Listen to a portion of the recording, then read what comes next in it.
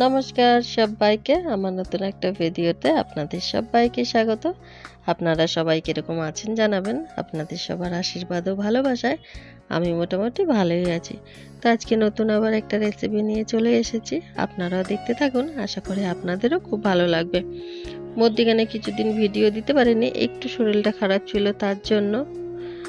তো দেখতে থাকুন পুরো ভিডিওটা, প্লিজ কেউ ভিডিওটা স্কিপ করবেন না, সবাই ফুল ভিডিওটা ওয়াচ করবেন। এবারে আমি একে একে সব উপকরণগুলো দিয়ে দিচ্ছি। এখানে দিয়ে দিলাম একটু ধনে গুঁড়ো, ওই হাফ চামচের থেকেও একটু কম দিয়ে দিয়েছি একটু জিরে গুঁড়ো। আর আমি কিন্তু এখানে দুটো আলুকে সেদ্ধ করে নিয়েছি। অসাধারণ সুন্দর একটা রেসিপি, যারা মাছের ডিম খেতে অনেকেই পছন্দ করে না, ওই দানা দানা থাকে বলে। তো তার জন্যই কিন্তু এরকম করে যদি করে দেওয়া হয় তাহলে কিন্তু একদমই বুঝতে পারবে না যে মাছের ডিম দিয়ে এই রেসিপিটা বানানো হয়েছে। তো আপনাদেরকে বলছি প্লিজ তার জন্য কিন্তু ভিডিওটা একদমই স্কিপ করবেন না, ফুল ভিডিওটা ওয়াচ করবেন। তো এখানে কিন্তু আমি পরিমাণ মতো বেসন নিয়ে নিলাম। আমি পুরো উপকরণগুলো বলে দিচ্ছি। এখানে কিন্তু আমি নিয়েছি দুটো আলু সেদ্ধ করে খোসা ছাড়িয়ে একদম ভালো করে আলুগুলোকে মেখে নিয়েছি, যেন খুব বেশি গোটা গোটা না থাকে আলুগুলো। তারপরে কিন্তু এখানে ওই যে জিরে গুঁড়ো ধনে গুঁড়ো দিয়ে দিলাম, আর দিয়ে দিয়েছি লঙ্কার গুঁড়ো। লঙ্কার গুঁড়োটা আমি 1 চামচ দিয়েছি, আপনারা ঝালটা কম বেশি বাড়িয়ে কমিয়ে নিতে পারেন। দিয়ে দিয়েছি স্বাদ মতো লবণ, আর দিয়ে দিচ্ছি একটু বেকিং সোডা। আর এখানে বড় সাইজের একটা পেঁয়াজকে আমি কিন্তু বেশ একটু কুচি করে নিয়েছি। আর নিয়ে নিয়েছি মাছের ডিম। মাছের ডিমটা কিন্তু আলুর পরিমাণ মতন বুঝে নিতে হবে, কারণ কি যাতে আমাদের আলুর ভাগটাই বেশি থাকে, ডিমের ভাগটা একটু কম হলেও কোনো অসুবিধা নেই। কারণ কি ওই যে বললাম না, এই রেসিপিটা যদি বানানো হয় তাহলে কিন্তু বোঝাই যাবে না যে মাছের ডিম দিয়ে বানানো হয়েছে বলে। দারুণ লাগে কিন্তু খেতে। এবারে আমি পরিমাণ মতো বেসন আর পরিমাণ মতো কর্নফ্লাওয়ার নিয়ে নিয়েছি। এবারে সব কিছুকে খুব ভালো করে একসঙ্গে কিন্তু মিশিয়ে নেব। একদম খুব ভালো করে কিন্তু হাতের সাহায্যে মেখে নেব। আর এই মাখাটাকে কিন্তু একটু বুঝে নিতে হবে, এখানে কিন্তু জল একদমই দেয়া যাবে না, এরকম শুকনো শুকনো করেই মেখে নিতে হবে। কারণ ডিমটা যখন পুরো মাখানো হয়ে যাবে তখন কিন্তু দেখবেন অনেকটা জল জল ছাড়বে। তার জন্যই কিন্তু একদমই জল দিতে হবে না। এটা কি আস্তে আস্তে মাখাতে মাখাতে কিন্তু দেখবেন পুরো জল জল হয়ে যাবে। আমার তো অলরেডি এটা অনেকটা পাতলা হয়ে গেছিলো, তারপরে কিন্তু আমাকে আবারও বেসন দিতে হয়েছে। আমি পরে আবার একটু বেসন আবার একটু অ্যারারুট দিয়ে দিয়ে কিন্তু মেখে নিয়েছি, সেটা আর আপনাদের সঙ্গে অতটা শেয়ার করা হয়নি। এই দেখুন এখন কিন্তু আমি একবার দিয়েছি, এরপরে কিন্তু আমি আবারও একবার দিয়ে দিয়েছিলাম। তো পরে কিন্তু আমার ওই 1 চামচ বেসন আর 1 চামচ অ্যারারুট করে আমি দুবারে দিয়েছি। তো আমি কিন্তু ওই 4 চামচ মতো নিয়েছি অ্যারারুট আর বেসন মিশিয়ে।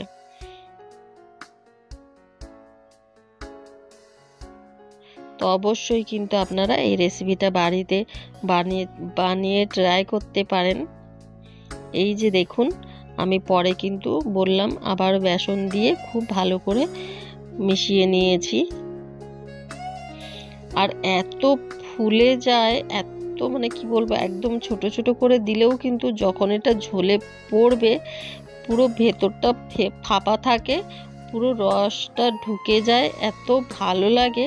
তো এই যে একদম মাখা কিন্তু রেডি হয়ে গেছে, দেখে বুঝতেই পাচ্ছেন। এবারে কিন্তু আমি কড়াই বসিয়ে দিয়েছি, কড়াইতে কিন্তু তেল দিয়ে দিয়েছি। এবারে শুধু আমার এই ডিমের পকোড়াগুলো ভেজে নেওয়ার পালা। তো এবারে তেলটা কিন্তু গরম হয়ে গেছে, আমি এখানে দিয়ে দিচ্ছি বড়াগুলো। সাইজ মতো আপনাদের যেরকম সাইজ মনে হবে আপনারা সেরকমভাবেই কিন্তু দিয়ে দিতে পারেন। তো আমি মোটামুটি মিডিয়াম একটা সাইজ রেখে দিয়ে দিচ্ছি।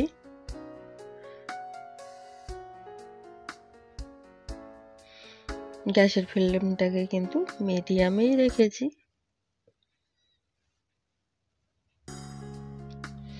এগুলোকে গ্যাসের ফ্লেমটাকে মিডিয়ামেই রাখতে হবে, কারণ কি তেলটা যদি ঠান্ডা থাকে তাহলে কিন্তু সুন্দর ফুলবে না। তাই তেলটা বেশ গরম থাকবে, সেই গরম অবস্থাতেই কিন্তু পকোড়াগুলোকে ভেজে নিতে হবে। তাহলে দেখবেন দেওয়ার সঙ্গে সঙ্গে কিন্তু খুব সুন্দরই ফুলে যাবে। আর যদি তেলটা ঠান্ডা হয়ে থাকে তাহলে কিন্তু দেখবেন সেই দেওয়ার সাথে সাথেও চুপসে থাকবে, ফুলবে না ভালো। তো তার জন্যই ওরকম করে কিন্তু আমি সব পকোড়াগুলো ভেজে নিয়েছি। নিয়ে যে আবারও কড়া বসিয়ে দিয়েছি।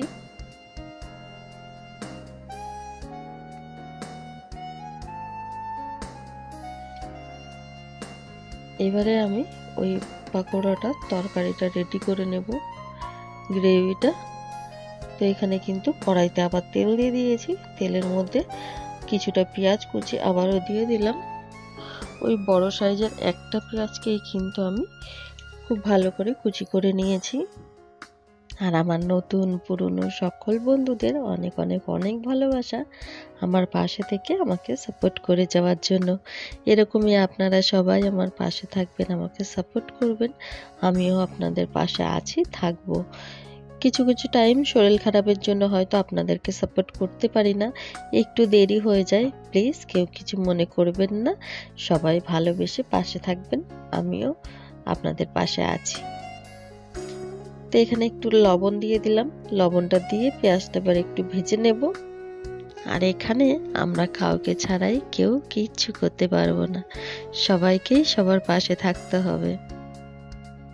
অবশ্যই কিন্তু আপনারা এই রেসিপিটা বাড়িতে একবার হলেও ট্রাই করবেন।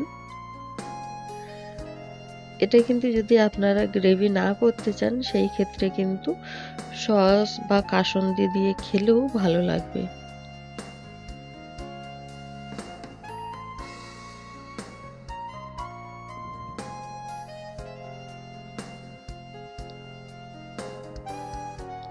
পেঁয়াজটাকে হালকা একটু ভেজে নিচ্ছি। আর আপনাদেরকে বলবো আমার চ্যানেলে কিন্তু অনেক রকম ভিডিও দেওয়া আছে, নিরামিষ আমিষ।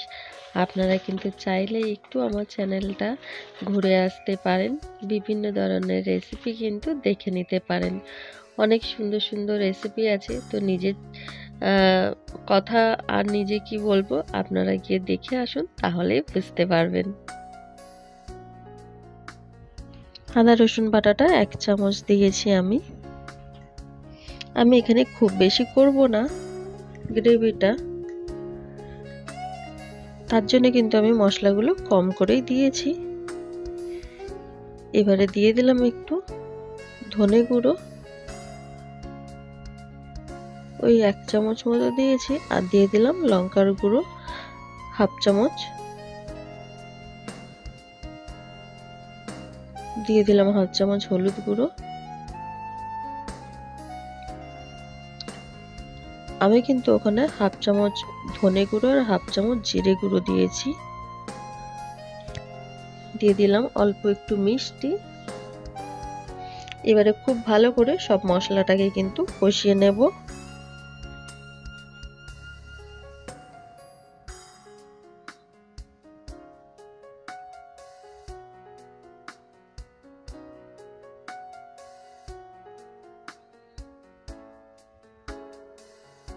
যাতে মশলা থেকে একদম কাঁচা গন্ধটা চলে যায়।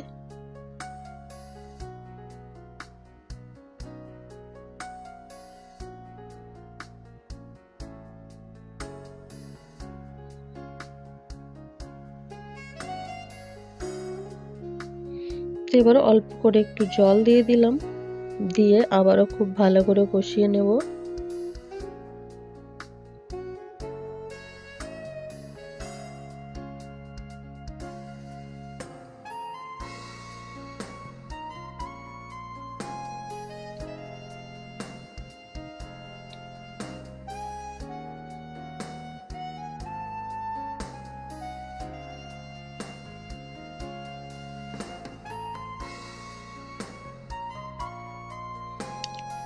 খুবই সুন্দর এবং চটপট বানানো যায় এমন একটা রেসিপি।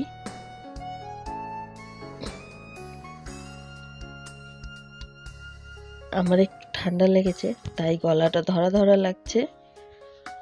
এবারে পরিমাণ মতো জল দিয়ে দিলাম।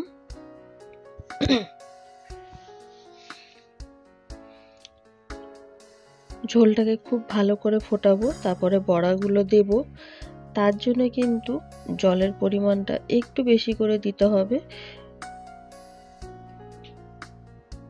যখন আপনারা গ্রেভিটা নামাবেন তখনই ঝোলের পরিমাণটা আপনারা কতটা রাখবেন ফুটিয়ে সেইভাবে করে নিতে পারবেন। কারণ কি জলটা বেশি না দিলে যখন বড়াগুলো দেওয়া হবে তখন কিন্তু জলটা টেনে নিলে একদম শুকিয়ে যাবে, তাই ঝোলটা খুব ভালো করে ফুটতে পারবে না। তার জন্য প্রথমেই কিন্তু জলের পরিমাণটা একটু বেশি করে দিয়ে দিতে হবে। এবারে আমি ঢাকা দিয়ে দিলাম, ঝোলটা খুব ভালো করে যতক্ষণ না ফুটে উঠছে। দেখুন ঝোলটা কিন্তু খুব ভালো করে ফুটে উঠেছে। এবার আমি ঢাকনাটা সরিয়ে নিয়েছি, আর যে বড়াগুলোকে ভেজে রেখেছিলাম সেই বড়াগুলোকে কিন্তু এবারে দিয়ে দেব। যদি আমার ভিডিওগুলো ভালো লাগে অবশ্যই একটা লাইক, কমেন্ট, শেয়ার, চ্যানেলটাকে সাবস্ক্রাইব করে আমার পাশে থাকবেন। আর নতুন পুরনো সকল বন্ধুদের অনেক অনেক অনেক ভালোবাসা আমার পাশে থেকে আমাকে সাপোর্ট করে যাওয়ার জন্য। চালিয়ে দিলাম। এবারে কিন্তু আবারও ঢাকা দিয়ে দেব 4-5 মিনিটের মতো, খুব ভালো করে যাতে ঝোলটা ফুটে যায়। তা আমি কিন্তু গ্যাসের ফ্লেমটাকে মিডিয়ামেই রেখেছি।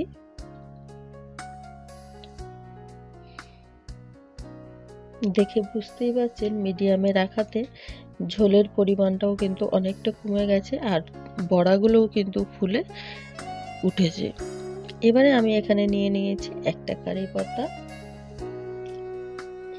আপনারা এখানে কারি পাতা না চাইলে কাসুরি মেথি থাকলে কাসুরি মেথি দিতে পারেন, তবে আমি কাসুরি মেথিটা দিচ্ছি না, ওটার গন্ধটা অনেকে পছন্দ করে না, তাই কারি পাতাটা দিচ্ছি। কাসুরি মেথি বা কারি পাতা দেওয়ার কারণ এটাই যে মাছের ডিমের একটা আষ্টে গন্ধ ছাড়ে, তাই এগুলো দিলে কিন্তু এখানে আপনারা চাইলে গন্ধরাজ লেবুর পাতাও দিতে পারেন। এগুলো দেওয়াতে মাছের ডিমের যে আষ্টে গন্ধটা থাকে সেটা কিন্তু থাকবে না। যদিও বা এখানে কিন্তু কোনো রকম কোনো আষ্টে গন্ধ ছিল না, কারণ কি শুধু পকোড়াগুলোও কিন্তু আমরা খেয়েছি, তাই খুবই ভালো লেগেছিল। তাই ওই নামাবার সময় কিন্তু আমি কারি পাতাগুলো দিয়ে দিলাম, দিয়ে এবারে নামিয়ে নেব। তো একদমই রেডি হয়ে গেছে। তো এই ছিল আজকে আমার ভিডিও। সবাই ভালো থাকবেন, সুস্থ থাকবেন, সাবধানে থাকবেন। দেখা হবে আবার নতুন একটা ভিডিওর সাথে।